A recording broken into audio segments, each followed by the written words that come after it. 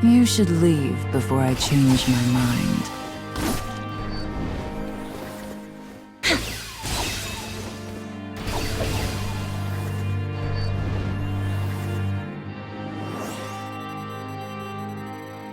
Move.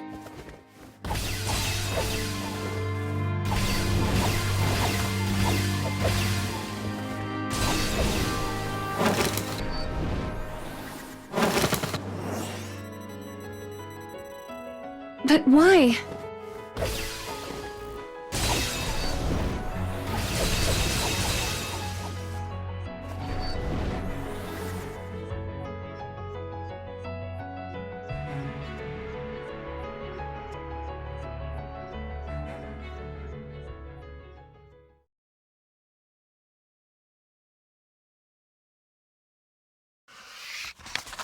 Not long after the New Year's dawning, an event is held in the castle of a great lord. And as ever, the ministers gathered there are wrought with worry. For you see, this event is an annual one held following the arrival of a new year. One where the past year's greatest warrior is honored, and he who achieved the least is put to the sword before the group. This is why the ministers and generals attend the event with the greatest of trepidation. But this year is different. First, there is the general of the East, whose strategic prowess brought great victory over an enemy nation. Then there is the general of the West, whose forces were routed despite boasting far superior numbers. The results speak for themselves. There can be no room for the vanquished in this land. As the ministers engage in heated debate, the two generals remain silent. Then the castle lord makes his entrance and begins to speak of the rewards and punishments to be handed out this day. The ministers seem almost uninterested. After all, the matter does not concern them. But then, the Lord says something surprising. I have prepared something very special for this year's gathering. As the ministers begin to whisper wild suspicions, a woman enters the hall through a sliding door. Elegant in appearance and garbed in gorgeous finery, she stands by the Lord's side. In her hand, she holds a single sword. Its scabbard is an exquisite thing, inlaid with the shells of pearls. The sight of it causes the ministers to furrow their brows in even greater concern. None among their number know her true face. But even the most elderly of the ministers are taken by her beauty, their eyes hungrily savoring every inch of her form. Perhaps used to such vulgar gazes, the woman is utterly unfazed. Her expression remains unchanged as she draws her sword from its sheath. The light on the blade is dazzling malignance. The power and immediacy of the weapon takes the minister's breath away.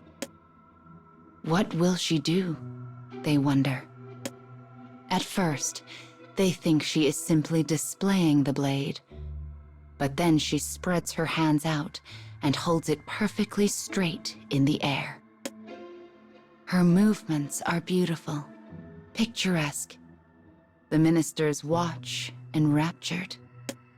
They have no idea what will happen or what she is about to show them.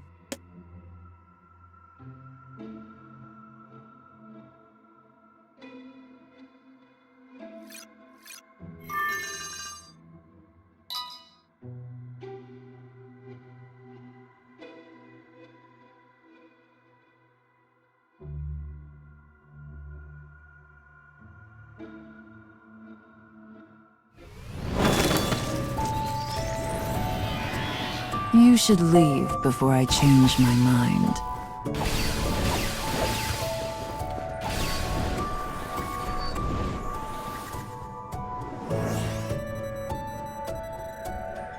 Move.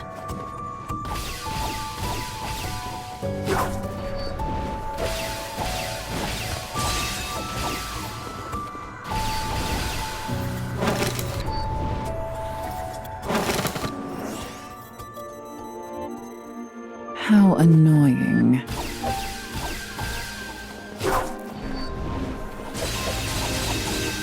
Activating weapon.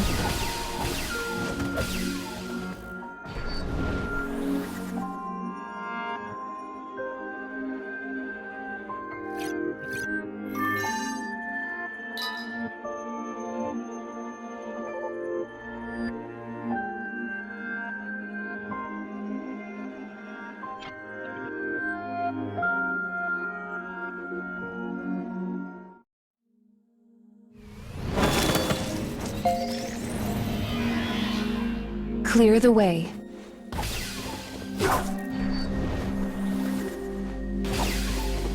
Come.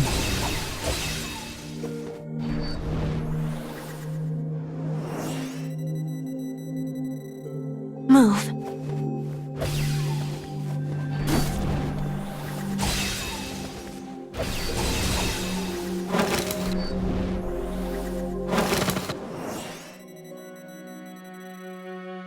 But why?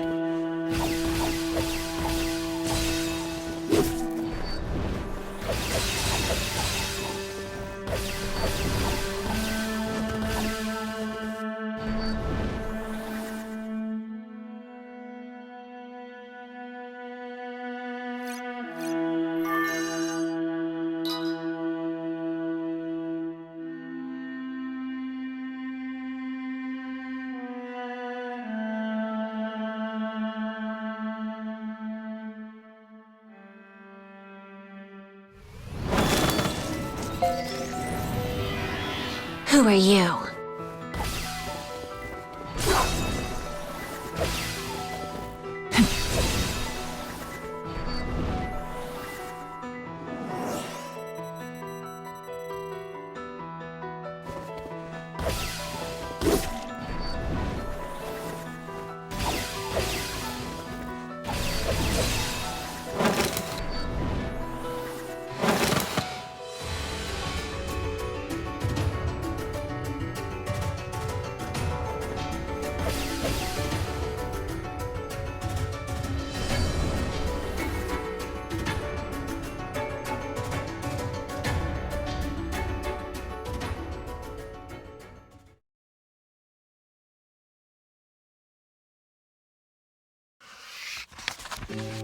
From their seats, the ministers gaze up at the woman. The Lord beside her speaks freely and easily, a fan with a splendid design in his hand. May the savage spirit in this blade cut down the unworthy this year. But the Lord's words do not reach the minister's ears. For the woman's slightest movements now command their rapt attention. Slowly, elegantly, she begins to dance. Her blade flutters as she weaves to and fro around the men in the room. Each time she passes, the fragrant aroma of aloes wood engages their senses. Despite how firmly her feet land on the tatami, the straw makes not a sound. She is graceful, flawless, perfection. Her sword flickers as it glides through the air. There are no words to describe such a sight. None present have ever seen its like. As she approaches the general from the east, the man who so recently achieved great victory, her movements become even more exquisite. Graceful hands, an arresting stare, the slight pink of a tongue that scarcely emerges from between crimson lips. The Eastern general grins widely, his spirits high. The ministers understand this to be a reward meant singularly for him. All present are jealous of how close the general is permitted to come to the woman's absolute beauty. And that is why no one notices. Not at first. Not until the moment blood sprays across the room, and the general's head sails elegantly through the air.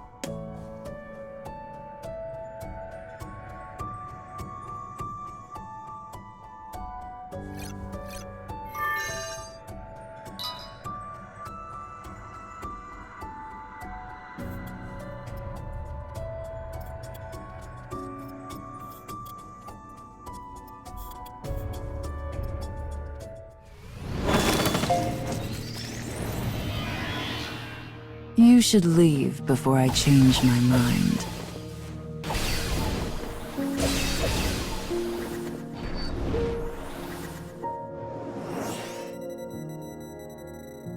But why?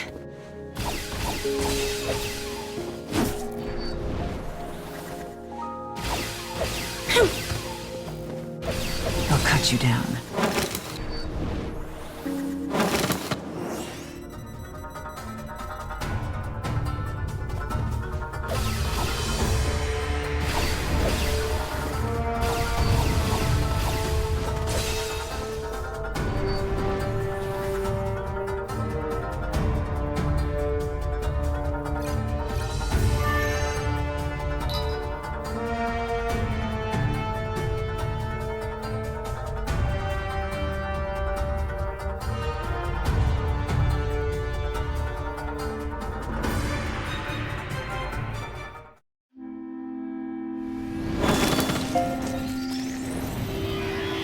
Who are you?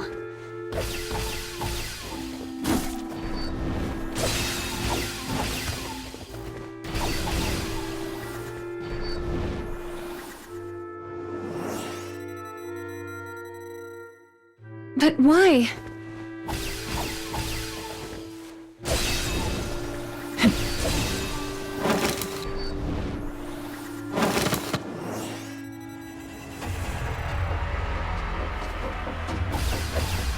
Back at you.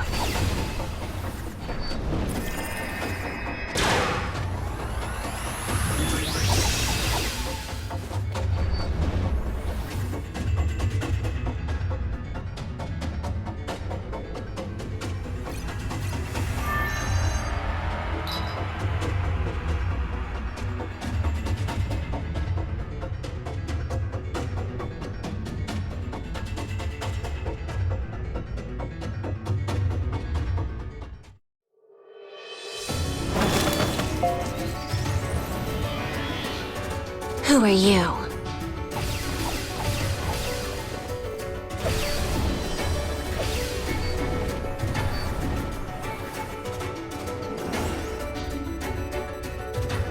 How annoying.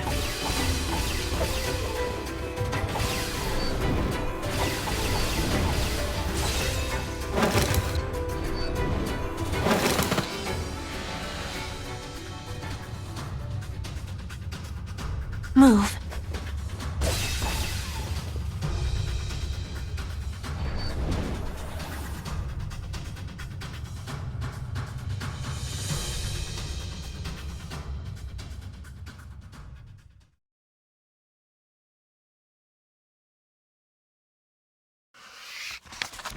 As blood flows onto the tatami, the general's body crumples into a heap. The gore-soaked woman stares down at it. Disquiet ripples through the ministers. But the Lord silences them with a look. He unfurls a piece of paper and holds it aloft. It is written in the general's own hand. It proves he was plotting treason. The letter details vital state secrets he meant to divulge to the lord of the neighboring province. Behind the shocked ministers, a presence stirs. The Western general, who had been careful to remain unnoticed until this moment, now strides boldly forward. It was he who found the letter and informed the Lord of the plot. "There is no room for traitors in this land," proclaims the Lord. His powerful voice echoes across the room. When he is finished, he pardons the Western general for his recent losses in battle and announces he will be given the greatest of rewards. But one minister listens with a pale and strained face. Despite his best efforts, a smile begins to curl across his lips. Finally, he can stand no more, and a wild bark of laughter flies from him. It quickly spreads to his fellows. Within moments, the room is filled with wild, roaring laughter. Memory has finally returned to the ministers. Their lord had long been rumored to own a terrifying beast that has never been defeated in battle. No one ever paid the rumor much mind, but the sight before them can permit no more disbelief. Between fits of laughter, the ministers spout curses at the Eastern general for daring to engage in so foolish a betrayal. And to a man, they sing the woman's praises. Though she slayed the general in the most violent of ways, the act was just, virtuous. Yet her expression does not change in the face of their praise. She simply responds with a quiet, formal bow. And a moment later, her solemn presence vanishes behind a nearby partition.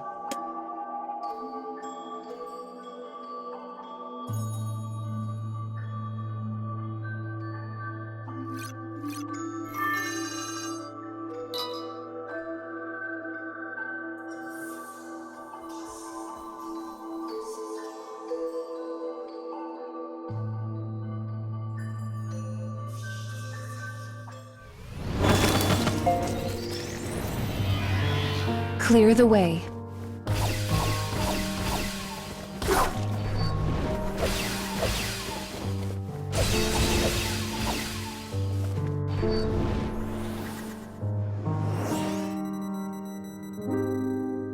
Move.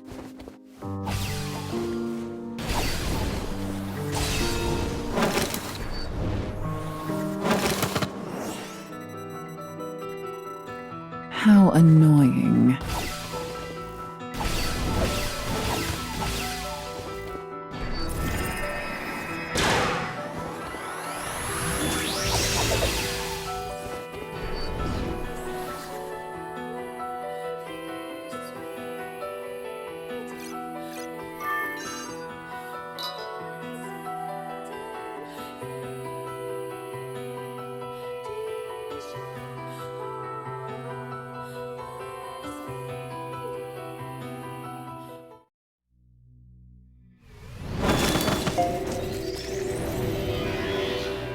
You should leave before I change my mind.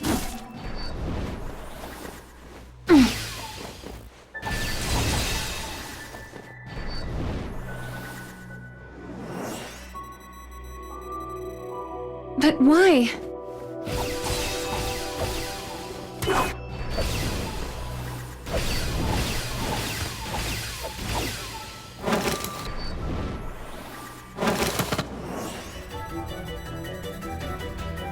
How annoying.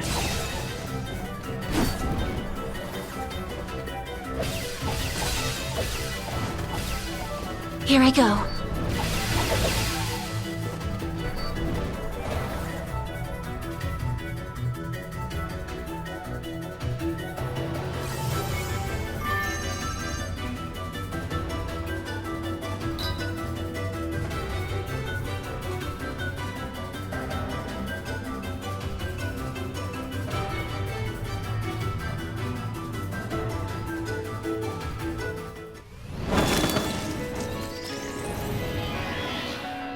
Clear the way.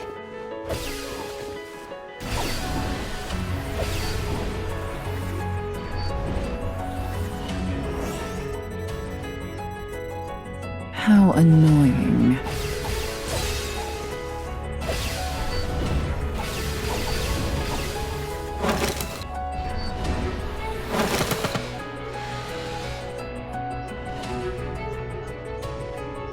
Move.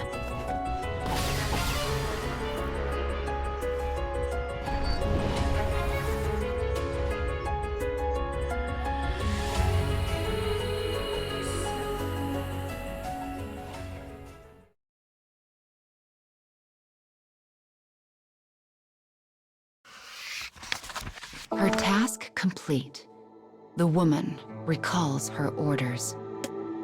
Find the traitor and kill him in the presence of my ministers. That was it. That was all. She had no leads, nowhere to begin. She did not even know if the Lord had proof of a traitor in his midst at all. The more the woman looked into it, the more she came to doubt the claim. But then, she finally grasped the truth of the matter. Her Lord was creating the situation. One where she would be forced to kill a traitor. That was the purpose of the assignment. No more and no less. Knowing this, she developed a scenario and approached her Lord. He grinned as she whispered her accusation into his ear. She had accurately read between the lines. The woman had understood perfectly and continued preparations to match her scenario. She would show the ministers how clever and cruel their Lord could be without letting any actual betrayal come to pass. And having now beheaded the Eastern general, she embarks upon the final stage of her plan. She will put an end to the man who has no stomach for battle, the man who would never scheme against his Lord because he lacked the mettle to even consider it.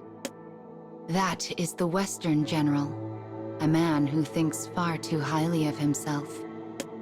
It is not a difficult job. And yet, the woman hesitates. She thinks of her Lord and his keen, sharp mind. What if a day comes when he feels she has begun to shine too brightly? Will she be able to accept his decision? Will she stand by as he seizes the spotlight back by whatever violent ends he sees fit? Or will she resist?